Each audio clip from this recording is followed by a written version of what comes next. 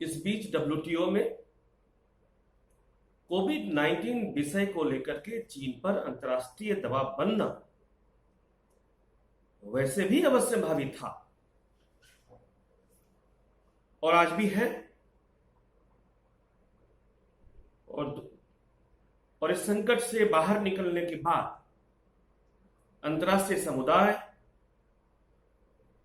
चीन पर कोविड-19 के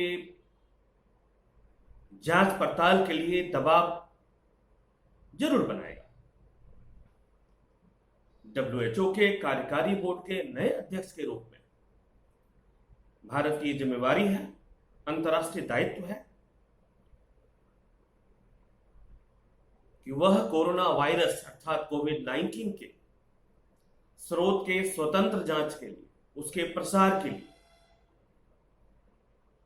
चीन की संदेहास्पद भूमिका की जांच को लेकर के अंतर्राष्ट्रीय कूटनीतिक अभियान को पूरा समर्थन दे। भारत के लिए यह जरूरी भी है, उसका अंतर्राष्ट्रीय दायित्व भी है। डब्ल्यूएचओ के कार्यकारी बोर्ड के नए अध्यक्ष के रूप में भारत को यह जरूर करना चाहिए और ऐसी संभावना है कि भारत ये कदम जरूर उठाएगा। और अंत में,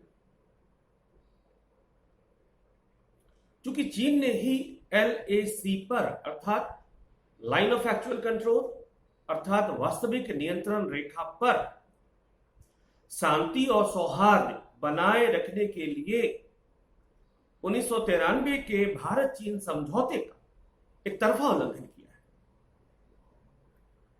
और भारत चीन के बीच कई दौर की बातचीत और वार्ता के बावजूद भारत चीन के सीमा के सीमांकन और निर्धारण को लेकर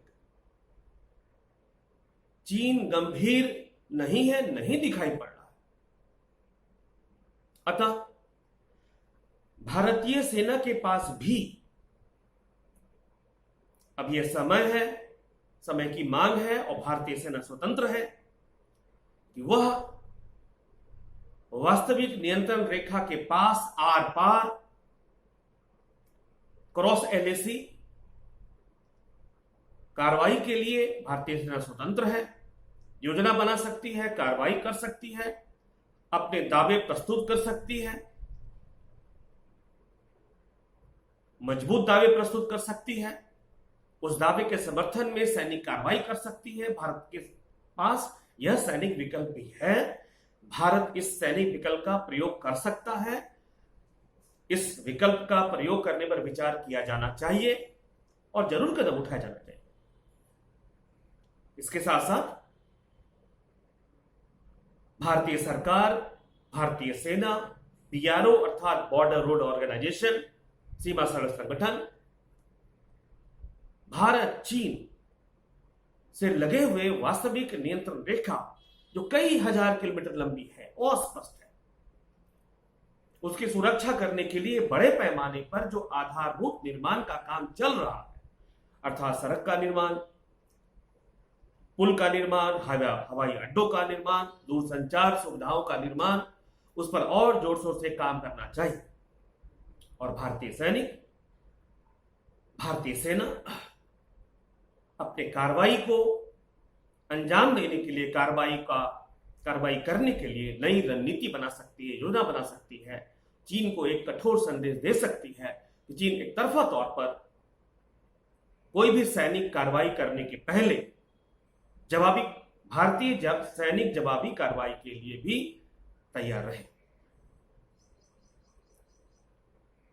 थैंक यू। तो ये था गलवान घाटी, वहां पे उत्पन्न हुआ संकट, बना हुआ गतिरोध, भारत के सामने में उपलब्ध